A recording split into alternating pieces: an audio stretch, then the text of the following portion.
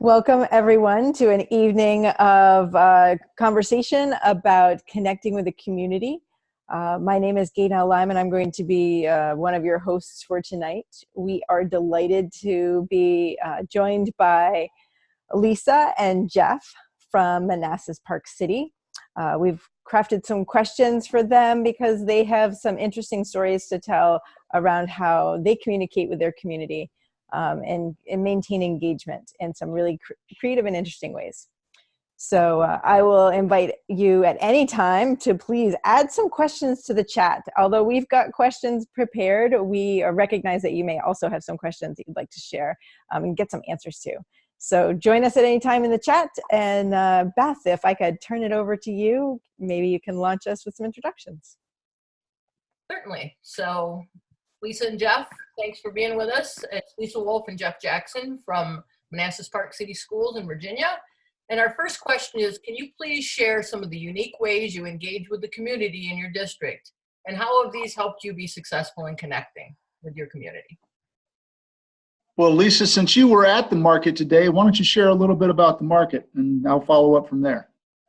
Sure. So one of the in Manassas Park, as we would like to say, long-standing traditions that we have is our family market. And so we're going into our 5th year. And what that is we've partnered with the Capital Area Food Bank. We recognized several years ago, one of our head nurse actually noticed that food insecurity was a real big issue in our community.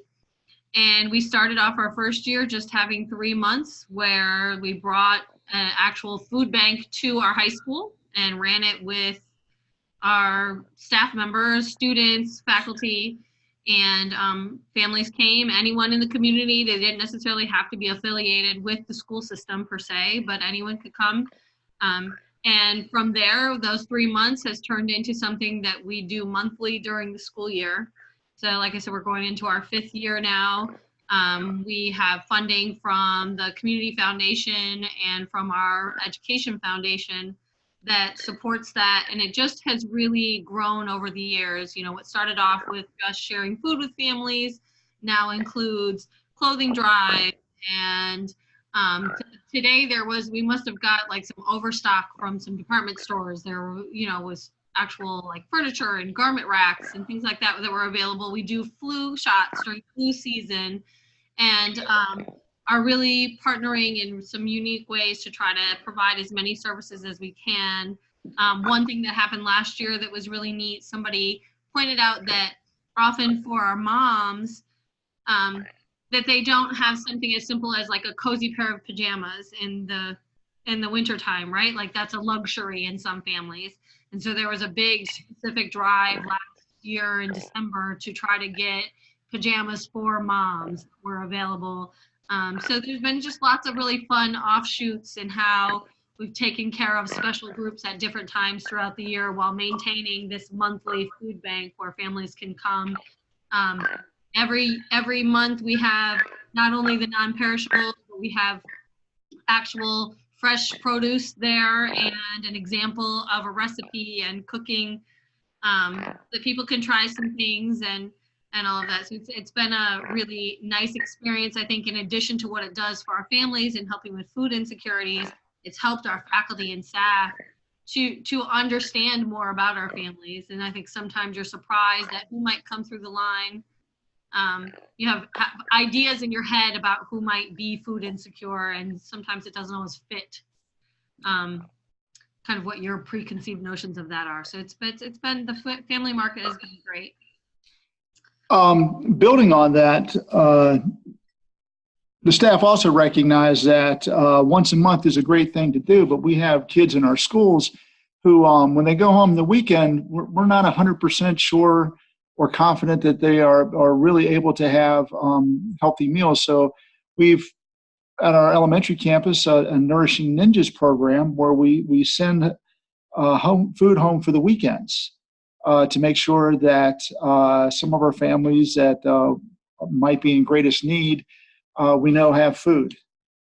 So that's something we worked on. And those are a couple of things we've done for those families that might be food insecure.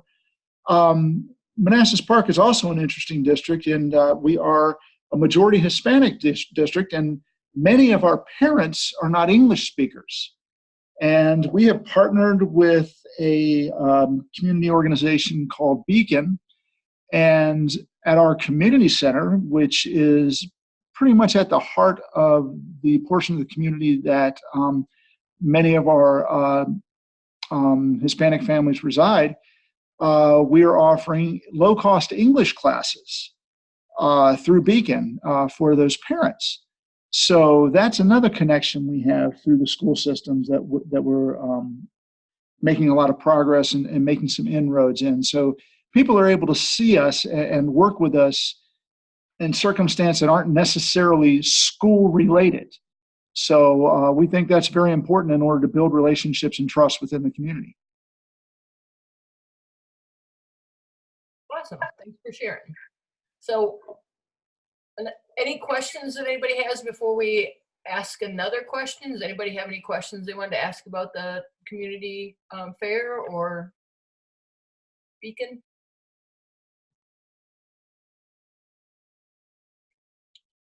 All right.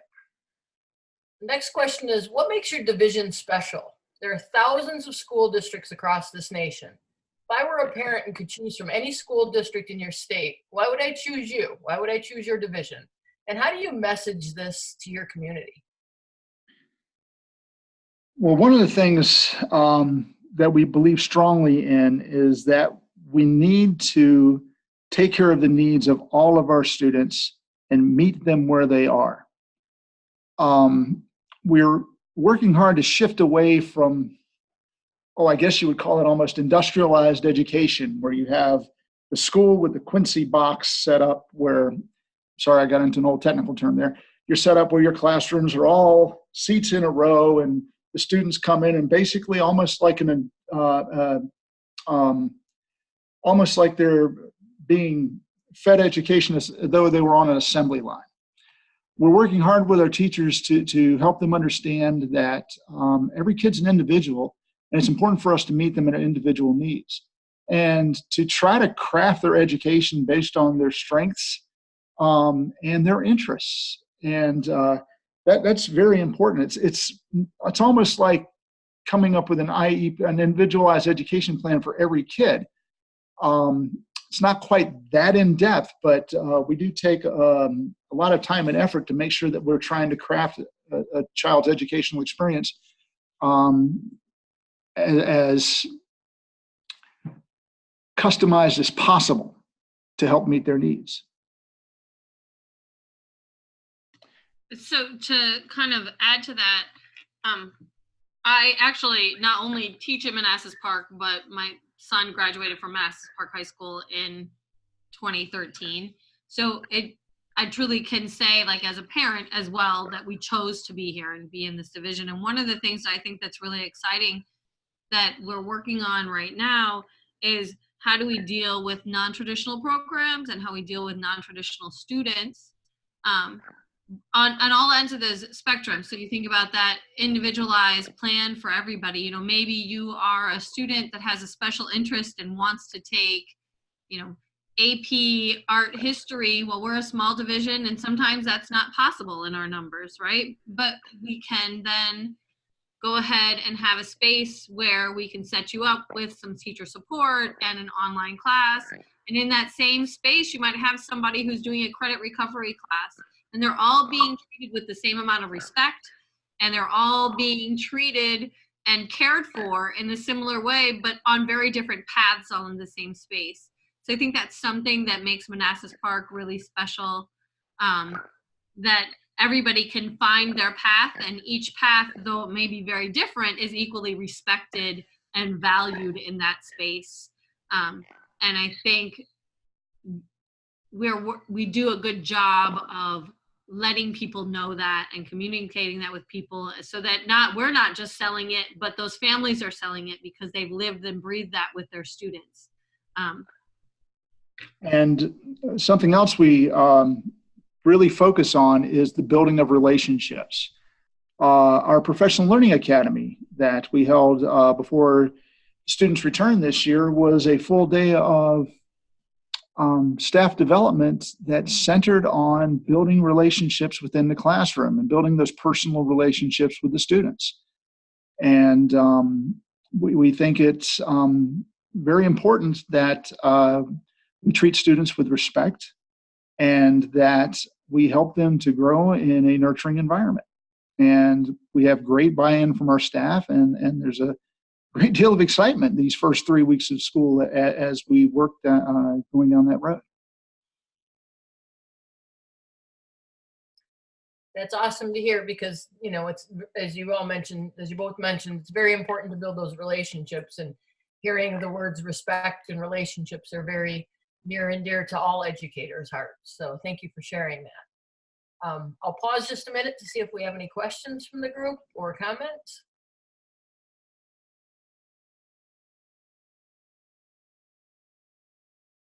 And I'll jump into our next question. So absent communication, people will often create their own. Rather than allowing others to make up alternative realities, how do you share the things that you are doing that support and grow students? And what key messages do you share with your community and your stakeholders?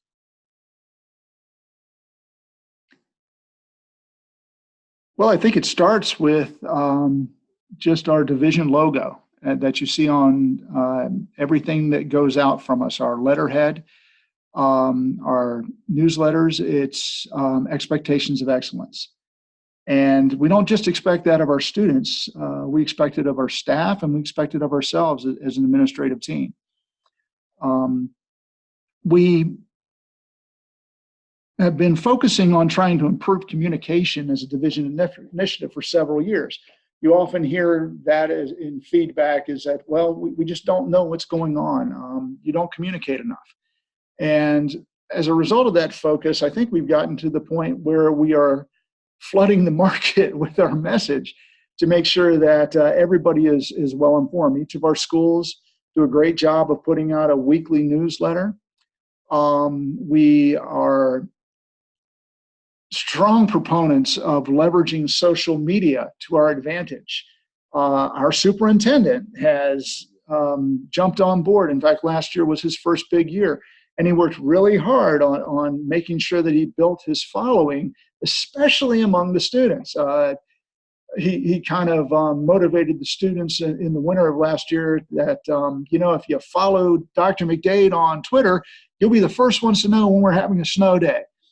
Well, it starts off getting that. And so you want to know if you get to sleep in, you want to be first to find out. But then they're also seeing every message he sends every day and the positive things that are going on in the school division. And since he's modeled that, our teachers have jumped onto it, and they're excited to share the great things that are going on in their classroom. And if you follow our division Twitter account, you can see what our teachers are doing. And parents really love that. They'll follow their child's teacher, and they'll see what their kid is doing in class, and they say, oh, this is fantastic.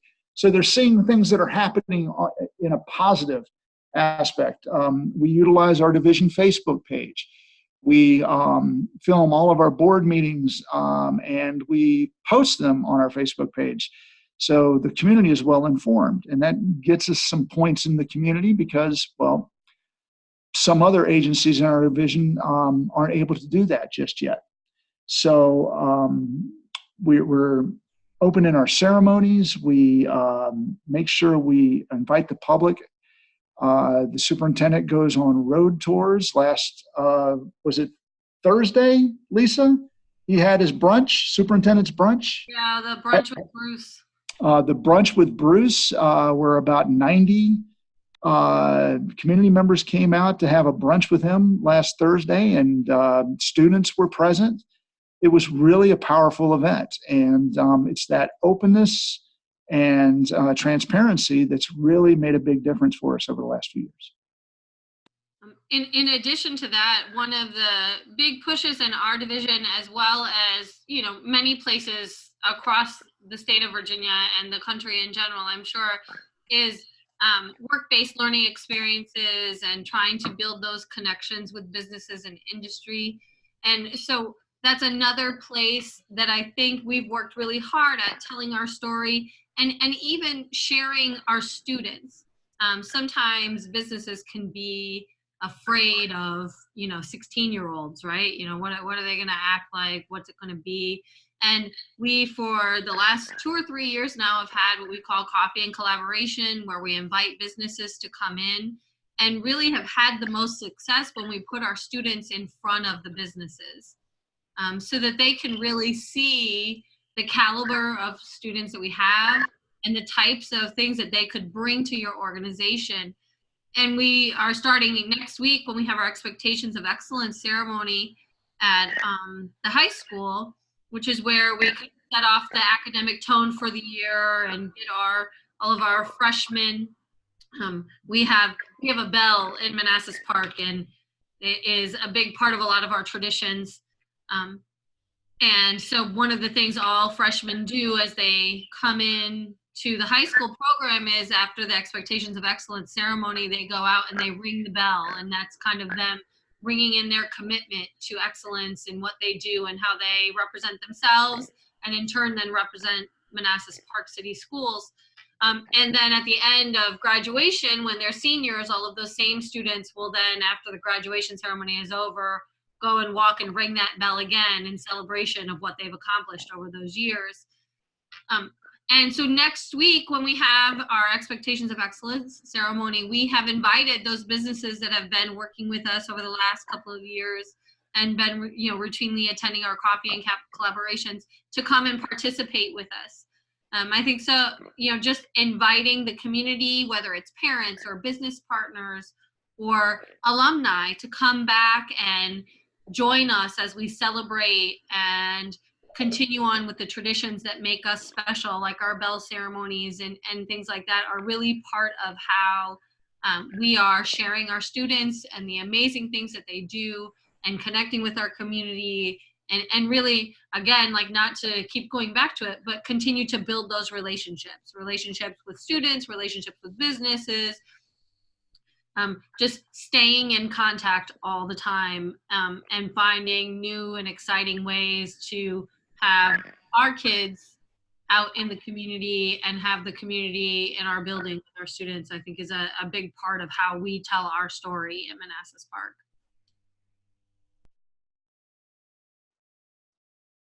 Thanks for sharing. It's awesome stuff. Those are some great examples. And for those of you not watching the chat, Annie made the connection between those partnerships and the way that you're connecting to the Virginia Profile of a Graduate. Thanks, Annie. We're I'll pause for just a minute to see if anybody else has some comments or questions. And then we have one final scripted question that we'll ask, and then we'll open it up to any questions from the group as well. And that final question is, personal stories are what we respond to as human beings. How do you tell the story of your division through the lens of personal stories?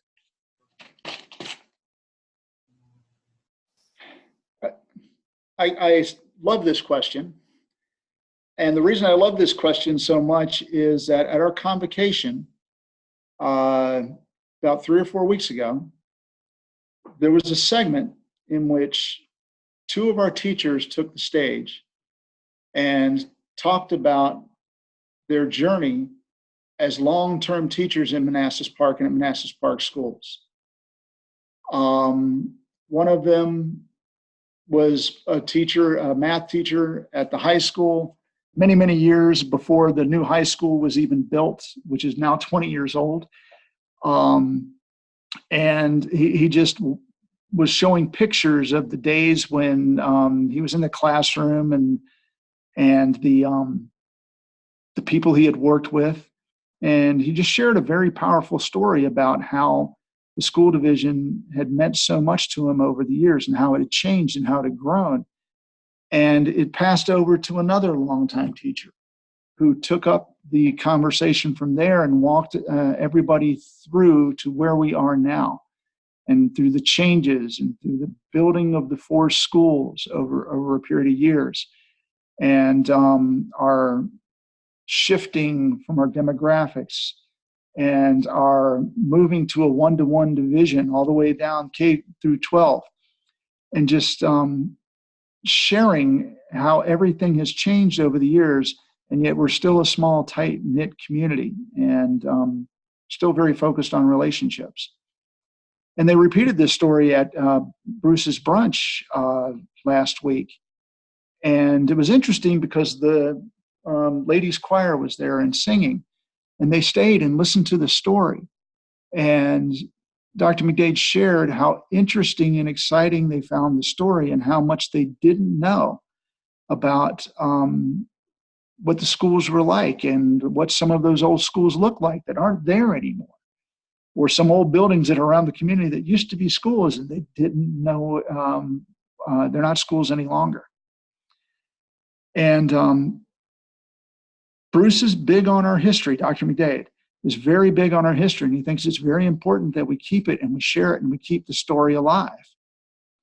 And Lisa, what about the student stories? What can you share there? Yeah, and so going back to things like I had mentioned before, the coffee and collaboration, and really every opportunity we have to let students be the voice and speak about themselves and their journey and what they do in our schools, we try to take advantage of that. So whether that's teachers through their social media and sharing what students are thinking and feeling in there, whether it's putting the students in and letting, like one of our coffee and collaborations was quite literally run by the high school students. They were the ones that were almost interviewing the businesses to see what the business had to offer them. And really getting an opportunity to put students out there and talk. When we have our convocation, always the tradition is that the president of the student government at the high school comes, and they are the person who welcomes the new staff in, kicks off the new year for us. And so we really value putting students out there, giving them the opportunity to represent themselves and represent Manassas Park, because we're truly proud of them and what they're doing, and believe that their voices are the ones that give value to the work that we're doing. Along the lines of social media, I think some of the other ways that we have really taken on telling our own story are through just little, whether it's a hashtag or starting initially on Facebook and Instagram. Right now we have a MPCS is special because, and so just every post that goes out, whether it is about our DigiCamp or whether it's about convocation or a professional learning academy or just the start of the school year, will have that same wording and that same messaging about it, or we're doing things, even things that we've borrowed from other places, like superintendent on the shelf, when it was, holiday season, our, little superintendent elf was showing up at concerts and visiting classrooms, and, some of it sometimes can seem kind of gimmicky, but the kids in the high school, the kids around the division, get excited about it, and they're watching for it, and parents are watching, where's the next place it's going to show up, and, kind of creating that buzz where families are looking for things to be posted and really participating in the sharing of the story, because they're invested in, oh, hey, that's my kid in that picture with superintendent on the shelf. And then your child is, in some ways it even gives parents ways to talk about what's happening in school with their students. Oh, I saw this post, and hey, what did you do? What were you guys doing in that class at that time? So those, I think, are some other ways that we put students out there and get students involved in creating the story and telling about what happens in Manassas Park.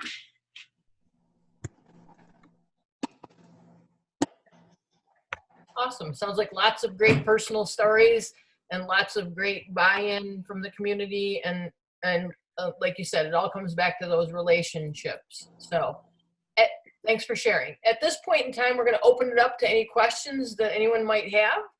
So I'm going to mute my microphone and turn it over to the group. If you have questions, please go ahead and ask.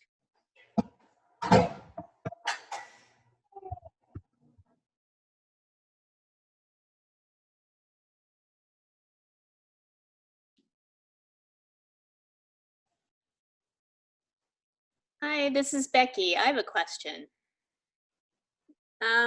When you all were starting to partner with businesses in your community, um, what were some of the difficulties, initial hurdles? What should someone who's just starting out on that journey expect and maybe anticipate to help them build those connections? That's a very good question. We actually have, for a while, had an education foundation called the Bell Foundation.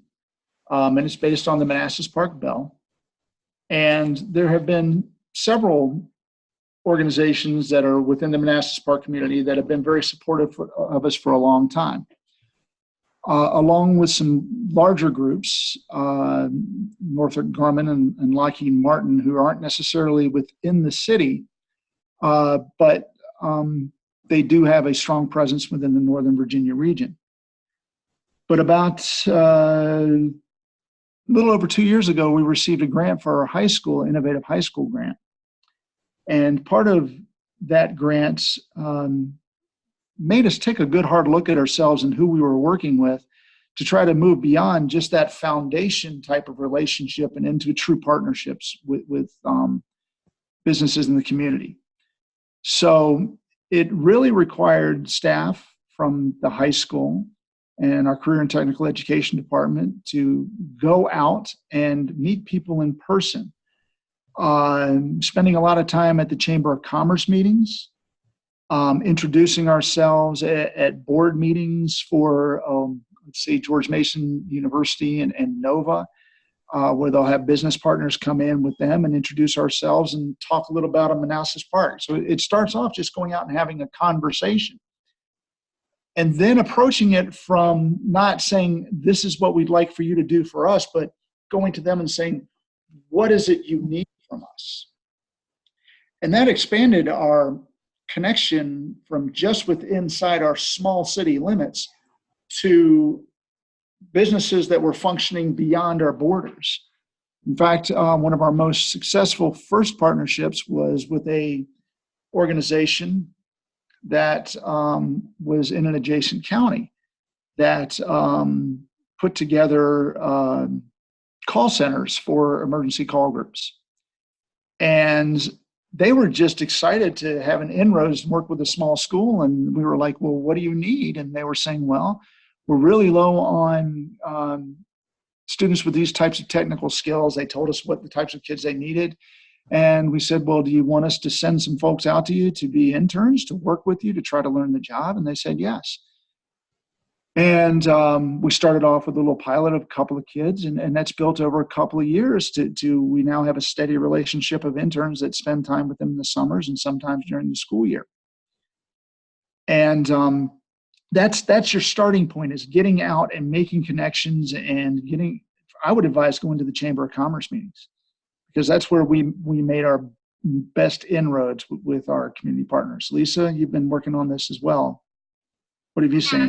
Yeah, well, and in terms of the Chamber of Commerce, one of the things that we're very fortunate for here in our area, the Prince William Chamber has a committee that's called the Education and Innovation Committee that is specifically geared towards this type of thing. And so I attend those meetings monthly.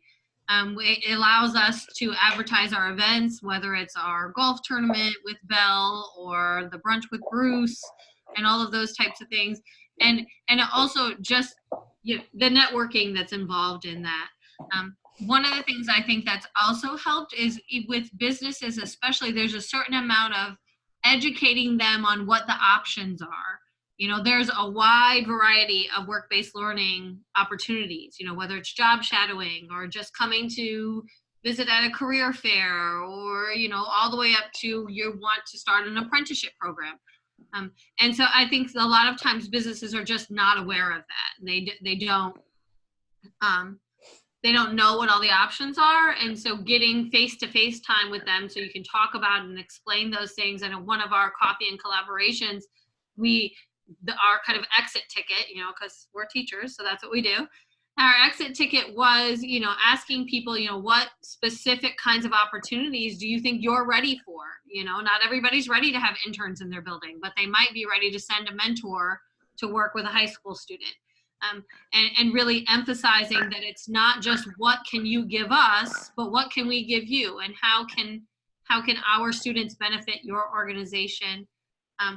And really and truly, other than like the networking with the chamber and things like that, getting students in front of businesses has made a huge impact. Giving them an opportunity to see the caliber of kids that could be working in their space. I think that really breaks down kind of the you know, any notions that adults have about what a teenager might be in their space.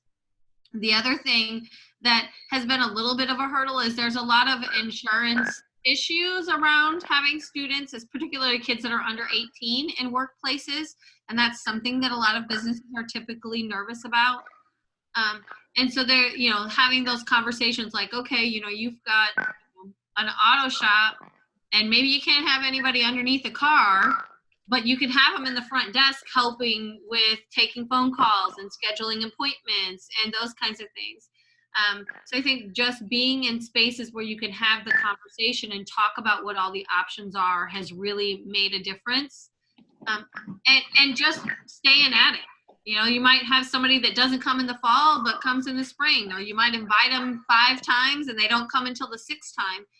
So, you know, just continuing to put yourself out there and remind people that you're there and maintaining the connection. Really, not, I don't want to use the phrase wear them down, but, you know, like sometimes people be persistent. This is really, they're serious about this. You know, this isn't just the new trend that they're trying to put time in. They're really putting time and energy into this.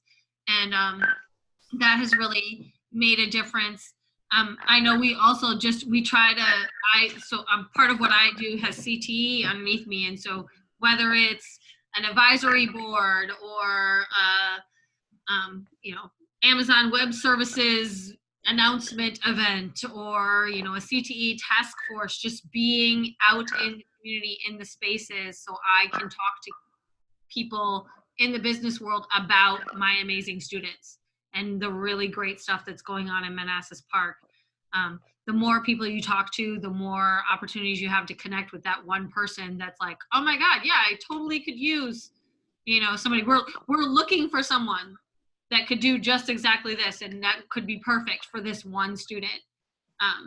I think, and that kind of leads me to, I guess, maybe the next thing is, you know, having teachers and people in buildings that know kids and know what they're interested in and know where they might be, because sometimes, just like the businesses don't know what they're looking for, the kids don't know what they're looking for either. So having people kind of in tune and paying attention, you know, again, not to harp on it, but the relationship thing, knowing where people are and who's ready to be pressed to try that next thing, and how to connect them with the right people, has also really worked well for us. That's really wonderful guidance. Thank you all for sharing that. You are most welcome.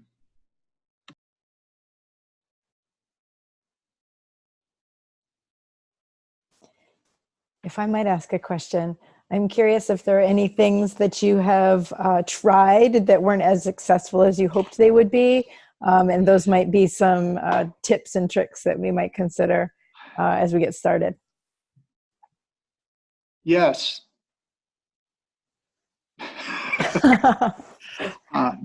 Wow. I'm gonna let you take that one, Jeff. Yeah. So, I mean, I guess, so like, in terms of the coffee and collaborations, you know, we've done this. I think this year will be our 3rd year, so we're getting ready to have our 6th coffee and collaboration. And I think very early on, we realized that, especially if we were going to continue to invite the same people, we needed to really be offering something different every time. People aren't going to come back repeatedly to just hear you talk about it. And so it was a little bit of a learning curve on figuring out that this constant iteration, this just like the whole rest of the world, right? It's constantly evolving. It has to be something new and different each time. And even bringing in the students, we've got to find new kids. We have to find new ways to have those conversations. So I think that's definitely something that we've learned, that you need to keep it fresh and new, and it has to stay relevant. People are not going to just show up for the bagels, repeatedly twice a year. There needs to be something of substance that is new and different for them. Otherwise, they're not going to keep coming back. Yeah. And so for us, that's where we've kind of evolved to. Now we have our tried and true people are getting invitations to our Expectations of Excellence ceremony. And then we have a separate effort to invite new people that have never come to our before, that maybe we've never even invited before. And those are the people that we're inviting to coffee and collaboration. So I think that might be one of our learning our learning spaces, is just kind of how do you stay fresh and new.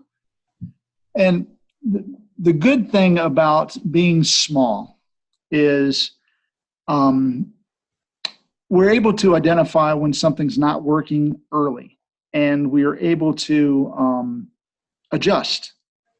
Oftentimes I compare us to a jet ski, whereas a big school division like Prince William is like a battleship, where it takes a lot of time and effort to turn and have them change.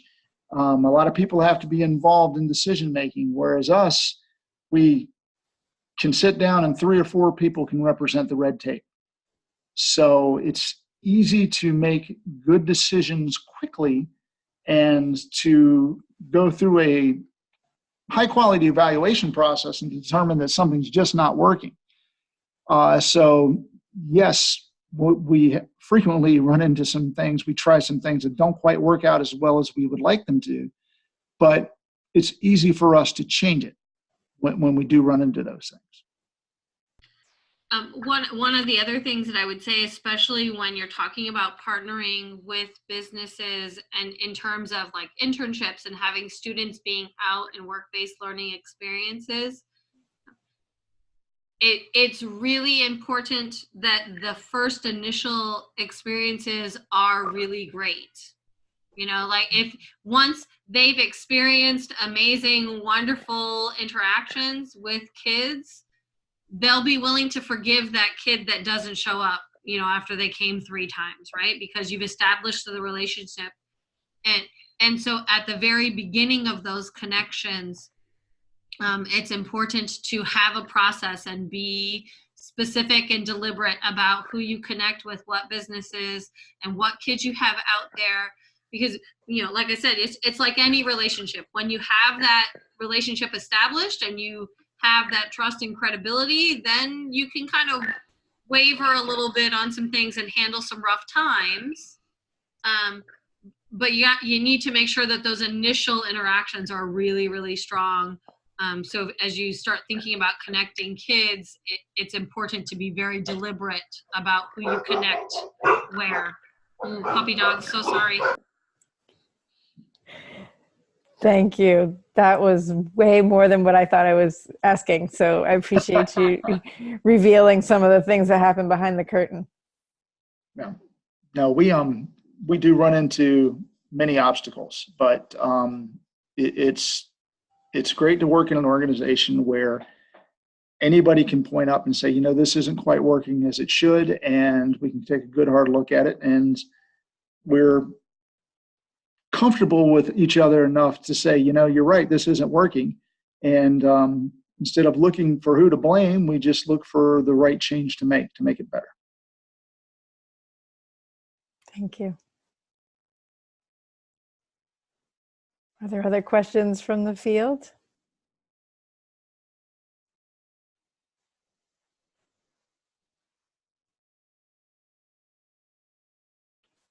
Well, at this time, I'd like to give a great big thank you to Lisa and Jeff for their time and sharing their stories, even the ones that they weren't quite sure we were going to ask about. You handled those with grace and ease. We have recorded this for the benefit of those who wanted to attend but were not able to, so we'll make sure that is available to colleagues that you might have who weren't able to attend. I want to thank all of you also for giving up 45 minutes of your evening on a Thursday night to be part of the conversation. And we look forward to hearing what you're able to take back. Be sure to share your stories on the hashtag VALIN and hashtag VA is for learners. If we don't have any other questions or comments, I wish you a great evening and hope your weekend comes quickly. Thanks for having us. Bye-bye. Buddy. Thank you, everyone. Have a great day. Thanks.